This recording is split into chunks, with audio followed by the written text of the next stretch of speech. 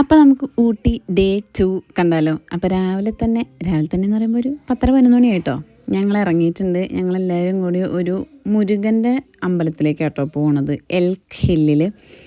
ഇവിടെ ഊട്ടിയിൽ പോകുന്നവർ എന്തായാലും ഇത് വിസിറ്റ് ചെയ്യണം കേട്ടോ. ഭയങ്കര ഒരു പീസ്ഫുൾ അറ്റ്മോസ്ഫിയറാണ് അവിടെ. ഭയങ്കര ഒരു കാംനെസ്സാണ്. ഒരു മലയുടെ മുകളിലുള്ള, നമുക്ക് മലേഷ്യയിലുണ്ട് ആക്ച്വലി ഇങ്ങനൊരു ടെമ്പിൾ. അതിൻ്റെ ഒരു മിനി വേർഷനായിട്ടാണ് അവരിത് ഉണ്ടാക്കിയാണേട്ടാ. നല്ല അടിപൊളി ആംബിയൻസും ഒരു വലിയൊരു മുരുകൻ്റെ സ്റ്റാച്ചു ഒക്കെ ആയിട്ട്. ഇവിടെ കുറച്ച് സമയമൊക്കെ സ്പെൻഡ് ചെയ്തതിന് ശേഷം നമ്മളുടെ അടുത്ത ലൊക്കേഷൻ ആക്ച്വലി പ്ലാനിലുണ്ടായിരുന്നത് പൈക്കാരലേക്കായിരുന്നു. പക്ഷേ ഇവിടുന്ന് നിയർ ബൈ കണ്ട് നമ്മളൊരു ബോട്ട് ഹൗസിലേക്ക് വെച്ച് പിടിക്കുകയാണ് ചെയ്തത്. പക്ഷേ പോണ വഴിക്ക് നമ്മൾ ഈ ഒരു ബേർഡ്സിൻ്റെ ചെറിയൊരു ഫാം പോലത്തെ സെറ്റപ്പ് കണ്ടപ്പോൾ നമ്മൾ അവിടെ കയറി. നമ്മുടെ ഫാമിലിയുടെയൊക്കെ ഒരു മിനി വേർഷൻ, അത്രയും അങ്ങോട്ട് ഡെവലപ്ഡ് ആയിട്ടില്ല, അവർ ആയി വരണുള്ളൂ എന്ന് തോന്നുന്നു. പക്ഷേ കുറേ ബേർഡ്സും സംഭവങ്ങളൊക്കെ ഉണ്ടായിരുന്നു. അത് കഴിഞ്ഞിട്ട് നമ്മളുടെ ബോട്ട് ഹൗസിലേക്ക് പോയി നമ്മൾ. ഇവിടെ ബോട്ട് മാത്രമല്ല, കുറേ ഗെയിംസും അതുപോലെ തന്നെ സ്നാക്സ് ഐറ്റംസ് ആണെങ്കിലും 7D സിനിമ, അതുപോലെ ഒരു ചെറിയൊരു ടോയ് ട്രെയിൻ ഒക്കെ ഉണ്ടായിരുന്നു. നമ്മൾ അതിൽ കയറിയിട്ടുണ്ടായിരുന്നു. ഒരു 10-20 മിനിറ്റ് നമുക്ക് അതിൽ സ്പെൻഡ് ചെയ്യാനായിട്ട് പറ്റും കേട്ടോ. ഒരാൾക്ക് 60 രൂപയാണ് ഇതിൽ. അപ്പോൾ നമ്മൾ അതിലൊക്കെ കയറി.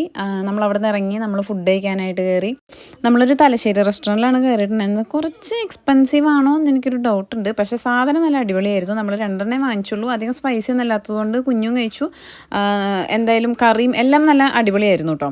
അപ്പോൾ അത് കഴിഞ്ഞിട്ട് നമ്മൾ അവിടുന്ന് നെക്സ്റ്റ് നമ്മൾ പൈക്കാരലേക്ക് ലൊക്കേഷൻ ഇട്ടാണ് പോയിക്കൊണ്ടിരിക്കുന്നത്.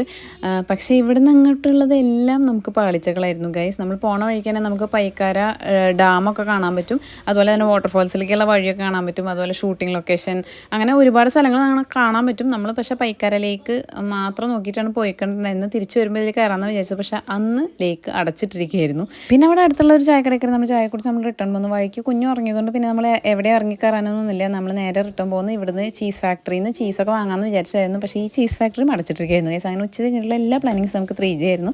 പിന്നെ നമ്മൾ നേരെ വീട്ടിലേക്ക് വെച്ച് പിടിച്ചു. അവിടെ പോയപ്പോഴാണ് മനസ്സിലായത് മിനിമം ഒരു 2-3 ഡേയ്സ് അവിടെ സ്റ്റേ ചെയ്യുന്ന രീതിക്ക് നമ്മൾ ഊട്ടി പ്ലാൻ ചെയ്യണം. കാരണം അവിടെ കുറേ കാര്യങ്ങൾ കാണാനുണ്ട് ഗൈസ്. അപ്പോൾ ഓക്കെ, ടാറ്റ ബൈ.